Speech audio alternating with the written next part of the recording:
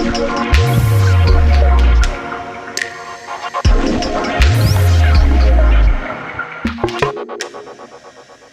this episode of 22nd Century, I chat to Laurence Kemball-Cook, CEO and founder of Pavegen.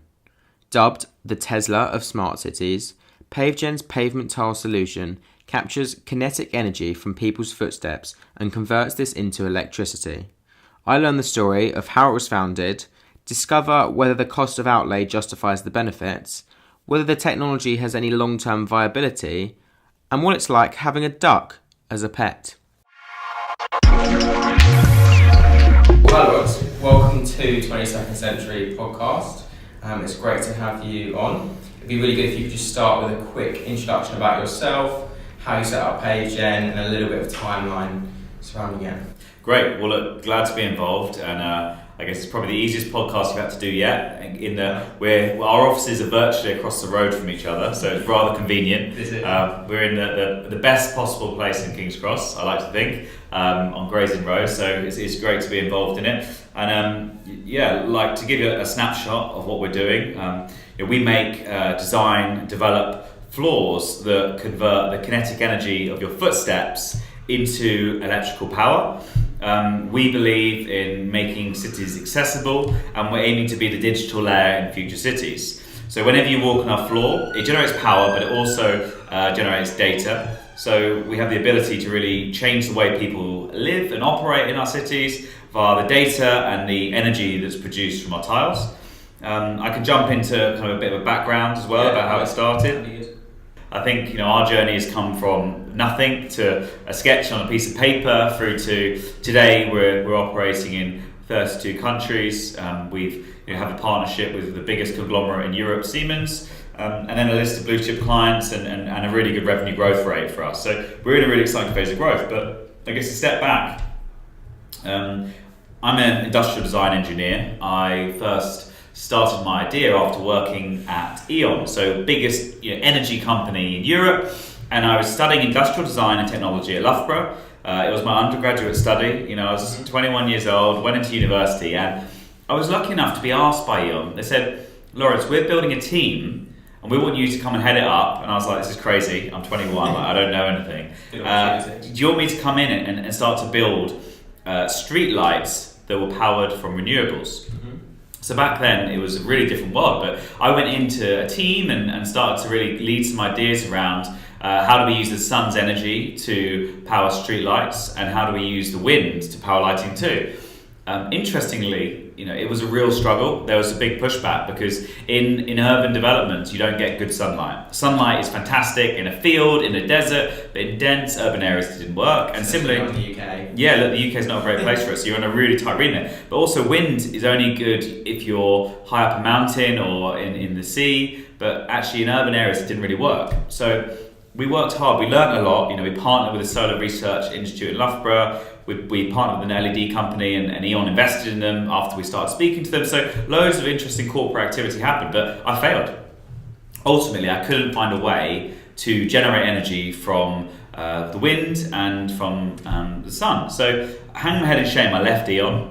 And as a final year student, they call it a finalist student, there I am, going into my final year of study at Loughborough. And I was pretty frustrated in the idea that I couldn't make it work. So I kept thinking about this problem of energy in cities. And I thought, hold on, what if I make a bus stop that when you kick it, will generate energy? The idea that we can gamify the act of vandalism. And I spent a lot of time looking at people around London at bus stops, and some crazy stuff happened. I kept thinking about this problem. Industrial design is an area of work that allows you to design an iPhone, design a service, design an office, get into architecture. It's a really wide varying, a specialist area in that you know a little bit about everything, but not enough to build it yourself. So I started thinking, well, what if I could use the energy of people walking at bus stops and then use it everywhere else? So I had some basic electronics knowledge, so I built a board and kind of programmed it to get it to control as I wanted to build the first prototype.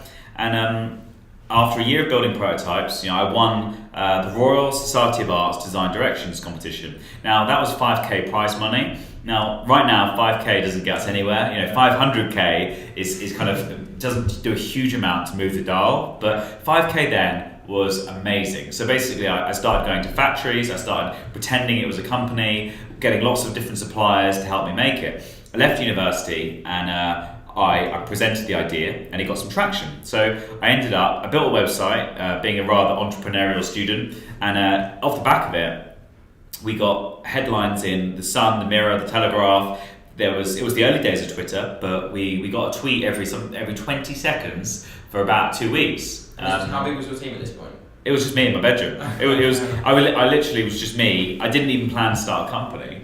And I put my mobile number on the website, and I was getting 1,000 phone calls every single week from people saying, hey, can I buy? Can I distribute? Can I invest? And I'm like, whoa, like I was meant to go to New York and actually work for an industrial design practice there, but I was like, okay, this is exciting. So I decided, with my dad, I was like, look, there's an opportunity here. So we started the company, Pavegen Systems Limited, and I started my journey. And I think what was interesting is that, in 2009, it was a very different place. Crowdfunding didn't exist, accelerators didn't exist, startups weren't really a thing, the venture capital scene was nothing compared to what it is now. So I was in a really tough place because there wasn't that support network and community. So I started off, I spent 4 long years in my flat in South London. I turned one of the bedrooms into an office, and I sat there trying to build this product and make it a reality. Mm-hmm. And you know what? It was virtually impossible. No one would invest without revenue. This is credit crunch. No one would buy it without the product being proven and validated, and I needed money to do that. So I put my own money into it, and basically after 4 years, I was at a point of like, I've got to give up. Like, it's not going to work. It was my main. I had some side hustle, but I was mainly working on Pavegen, drawing no salary. And I think that the tough thing was, I was like, look, it's make or break. So I had a housemate at the time who helped out with Pavegen, and we were like, okay, let's make this happen. So we took our prototype. It was fairly well resolved. Like, we had allowed the performance to be increased, the fatigue resistance, and it worked outside. So we brought in a degree of water resistance. So we said, how are we going to make this work? We've got to install it somewhere. So we broke into the South Bank Centre at 2 a.m. and we illegally installed a prototype. He had a pot of cement, we mixed it, we had this pot, so we're mixing our cement, I'm digging a hole, we're putting the tile in the ground, we're wiring up lighting, so that whenever you walk, the energy from your step would power lighting. And off the back of that, we took some pictures, we scuttled off at 5 a.m, having completed our challenge, and put it on the website. And I put it up online, and I got a call from one of the largest retail mall operators in Europe. And they phoned me up and they said, Laurence, did you install it? I was like, yeah. They said, did it work? I was like, yeah, it did. And I didn't say, was it illegal or not? So I wasn't telling any fibs there. But what happened ultimately is they gave me a contract for £200,000. Wow. So off the back of that, we raised about 150k, friends and family investment, but very, very quickly after that. Mm-hmm. So I had investment, I had a team, I had money, and then I built a team. So we built a team, and I guess, what have we done since then? The journey started. We're engineering in an incredibly tough arena, in that we're on a crusade. No one's ever done it before. It's like blockchain. Yeah. Like, everyone talks about the blockchain, but like, no one's really got any usable use cases. Yeah. There may be a few, but like, there's nothing really mainstream out there. So we've been on this crusade. So we raised about $500,000 from the Harvard Business Angels, raised $2 million in one of the fastest grossing crowdfundings of all time with Crowdcube, and then brought on some really, really high value investors to help us, including one of the original founding members of iTunes, who was head of multimedia and entertainment at Apple, and he kind of joined our team, called Jeff Martin. And then from there we've launched contracts across Nigeria, Brazil, Korea, Kazakhstan, and like, these have taught us a huge amount about technology. Ultimately, it's getting us towards our final goal with Pavegen of being the very core of the smart city of the future. Mm-hmm. Interesting. One thing I ask everyone towards the start is the biggest misconception or myth people have about technology. So we've talked a little bit about the tech, but just in terms of, if people say, you do a pitch to someone, like an elevator pitch, and you talk about tech, what's the biggest myth or misconception people have? Yeah, I think that for us, we're selling a floor that generates energy. Yeah. It's simple, it sells, and people go, hey, can I power the whole world with these floor tiles? And sometimes people get a little bit carried away because ultimately the laws of physics govern the power output that we can produce. So we can produce 5 watts of energy per footstep, which will charge a mobile phone. If 2 people walk, you can charge 2 mobile phones. If 10,000 people a day walk over a small installation, you can power the lights for around 5 hours a night. And we've done a project with the federal government in the US, outside the White House, that does exactly that. So I think that it's about getting a realistic outcome of what you can do. So the electricity generated, you'd say would justify the cost of an installation? So what we do is, as a technology company, we're about creating value for our customers. And I think our differentiation across other renewables is we really engage and change user behavior. So here we are today, I think we've just broken the 300 mark in terms of our total number of installations. And people are buying it because it's an off-grid power source. It's a way to engage people in retail. We've just released a digital platform that rewards people as they walk on our floor. So it's really cool. You walk over our floor, up pops on your phone, it says, hey, you've got 50 steps. Would you like a discount on some products when you buy this? And we're actually driving footfall to retailers through this rewards platform. So these are the areas that we think is the most amount of value. And if you look at the pure renewables market, it's really tough. Everyone's died who was standing with me in 2009. No one's still alive. And I think we've really looking towards creating value and looking where those growth opportunities are as a management team. So talking of values and growth opportunities, we kind of talked about the platform where you earn money from walking over the pavement tiles. How else do you guys have revenue streams? So I assume that your clients pay for each installation of the technology. Do you also sell the energy back to the grid and earn money that way? How does that kind of work in terms of you guys keeping going? Yeah, so I think we've got a few different revenue models. One, you can buy a Pavegen. 2, you can rent a Pavegen. The reason we've done rental is simply that we had a few products when we started, so we said, hey, why don't we rent them out? So we rent them out, we work with brands, and it's a way in the door to start to establish a permanent presence in the city. They see, touch, feel for a week, and then they come back and they buy it.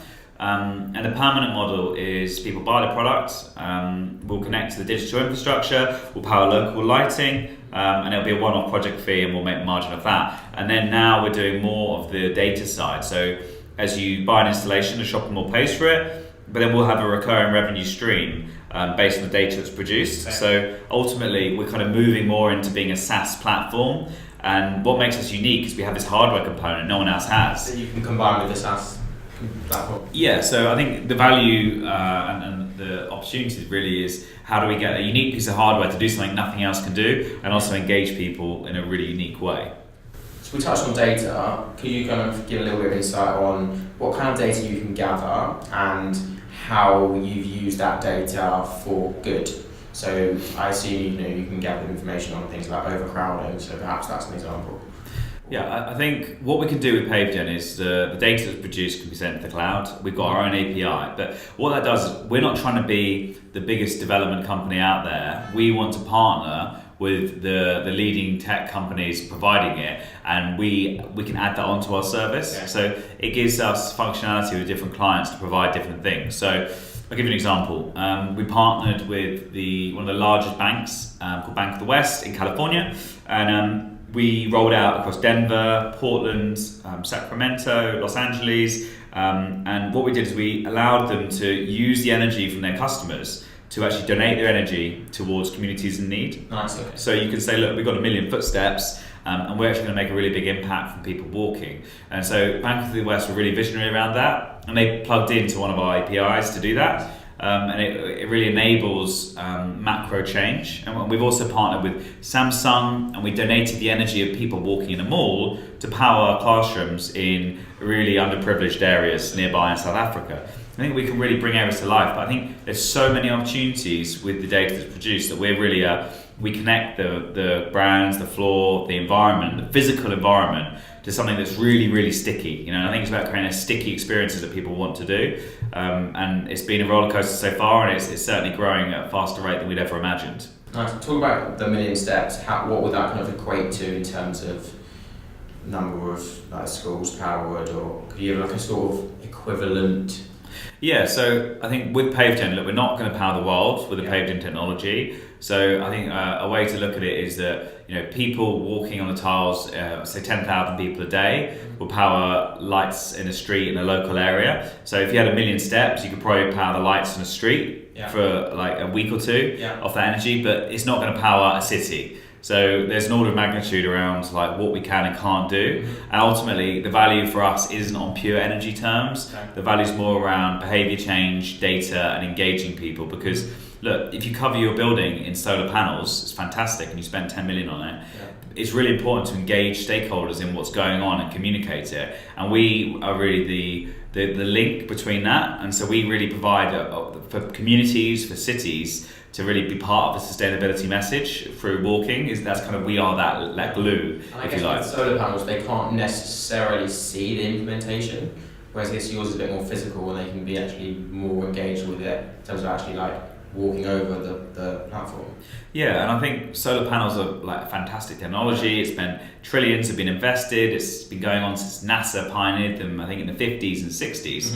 But what we offer is a way for people to engage. But ultimately, what I'm excited about is, imagine a floor, but imagine buying a floor and that floor produce power. Now, we've got a plan to make our floor the same price as normal flooring. Okay. So suddenly, when you go in to spec a floor, we can start to use those flooring budgets of new developments, which is kind of like how Elon Musk is just bringing out roof tiles that generate power from the sun, because you've got to buy roof tiles anyway. So I think we've got a really unique opportunity moving forward with that, and that's something that's kind of will be happening in the next kind of 2 years with our technology. That's a clever implementation, just kind of fitting it in with everyday life, kind of everyday materials and things we buy.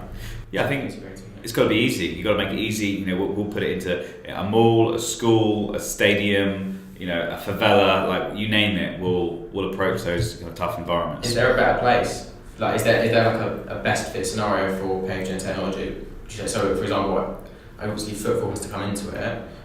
I assume. So, for something like a train station, is that better than having it in a shopping mall? Is there really a difference, or is it kind of each implementation on its own merits?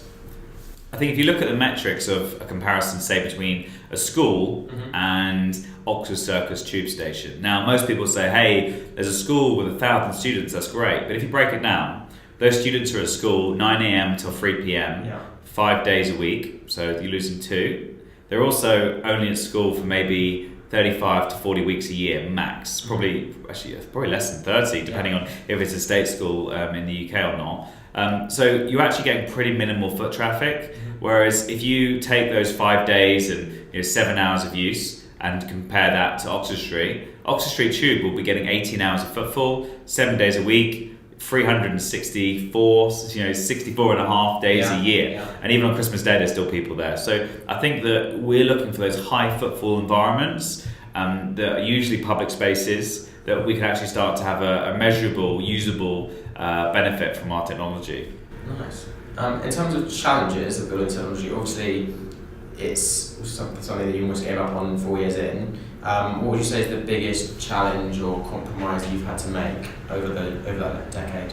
Well, I mean, hey, startups are all about challenges. I believe in quick wins and even faster fails, and you've got to have really bold ideas. So I think that for us, I'm a decade into this company. I never thought it would take this long. We're creating value. Our valuation, I'm really, really happy with where we sit at the moment. But I think we've got proven revenue, we've got clients around the world, it's really working. But ultimately, it's a crusade. So it takes a long time to bring clients on board. So we may have this quarter we may do 2 million in Q1 revenue, but those conversations may have started 2 years ago. So we have like a big sales cycle, because if you're an airport on the other side of the world, it takes a long time. So I think one challenge is like managing big lumps of capital and having it flowing through the company. So is that why only in the kind of last, would you say, like 3 or 4 years that your work's really coming to fruition more so?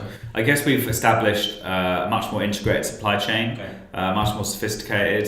The technology is significantly improved. And it allows us to be a bit more flexible around projects and like that capital flow within the company. I think that's definitely, when you develop software, you never have a understanding of how difficult hardware is because of these internal barriers. And look at Tesla, great product, market fit's there, but they're really struggling. Yeah. And I think it's that capital moving. And I guess the other side is you've got to build teams that really believe in the vision and find the right individuals that can help you grow. Yeah. And some may say that like a corporate person has zero value in a startup, even with the best CV in the world. And I think you've got to find those people that are a hybrid that can kind of deal with the high stress, high growth, the kind of rapid moving on projects that you wouldn't have in a more corporate environment. How do you find them? In your experience, what's the best way of finding those right people? I think there's loads of touch points. I think that it's really important, firstly, to like define your culture and to have like a presentation, like a part of your website that really talks about the culture and kind of really put it out there how it is. Yeah. I think you need to really understand, first of all, if people are a good cultural fit. So we'll do a filter first, and it'll be like a culture check. And if the culture's right, it'll go to the next stage. So I only meet people that we call a Pavegeneers. Okay. You've got to be a Pavegeneer. You've got to believe in the vision. You've got to be bold and ambitious. You can't be afraid of hurdles, and you've got to come up with ideas, on the fly to help solve the problem. So we do a mix of thought leadership. I spend 6 months of the year typically on the plane, around the world, from tech conferences to working with clients and so forth. So I think I'm always on outreach there. It could be social media, and then it could be straight up, hunting online through the regular means you'd imagine. If you didn't do Pavegen, what would you do instead if you weren't doing this now? Yeah, it's a great question. I'm certainly an entrepreneur. I'm really interested in cities and urbanisation and what that brings. And then, I'm also like a keen athlete, cyclist, Ironman. So maybe there'd be some way to combine the two, or maybe I'll be doing one or the other. So we will definitely see, 2 years' time, we're working on an exit. Maybe there'll be another chance to build another company or run off cycling up mountains. Who knows? I'd love to do a quick fire round with you. Just a few kind of questions. So first of all, pancakes or waffles? Waffles. Duck or dog? Definitely duck. I've heard a rumour about a duck. Yeah, that's entirely true. I live on a sustainable eco houseboat in central London, and I have a pet duck that swims in the river every day, swims back at night, and hangs out. So it's Billy the duck. She's very popular. Is that his favourite thing to do? Swim in, swim out? Yeah, just swim around all day. It's so much better than a dog. You have to take a dog for a walk in the morning and the evening. I open my door and the duck jumps in the water and has a great time. Beach holiday or ski? That's a hard question. I'm going to say beach holiday. Okay, fair enough. In store or online? Online. Interesting. Drive, train, cycle or plane? Cycle. Okay. And the last one, ski or snowboard? Snowboard, definitely. No good on skis, or? I've done it once and I crashed, but I think for me, I've done a season in the mountains. My DNA is in snowboarding, so I'd 100% stick with that any day. Stick with the board. And then just finally, where do you see the future of Pavegen going over the next 100 years? So obviously thinking long term. Yeah, I think what we're doing is we're looking to bring out a platform of technologies. Mm-hmm. So imagine if you could increase the power by 10,000 times with Pavegen. Imagine if you could start to generate energy from anything with movement. Mm-hmm. And I'll leave it to you guys to think about what you could do there. And I think that we're working with people building cities. I'm working on cities that will be built in 2030 and 2040. And so I think we'll be able to be like a key component of the very infrastructure of future cities. Okay. And ultimately, you can't do that in a year. No matter how fast your growth, you're only as fast as the cities can be built. I think we're working on lots of these new developments. I think that will be part of the very DNA of all future urban infrastructure and development projects. Interesting. Thanks a lot for joining me, Laurence. Great, pleasure to talk to you. Thanks so much. Cheers.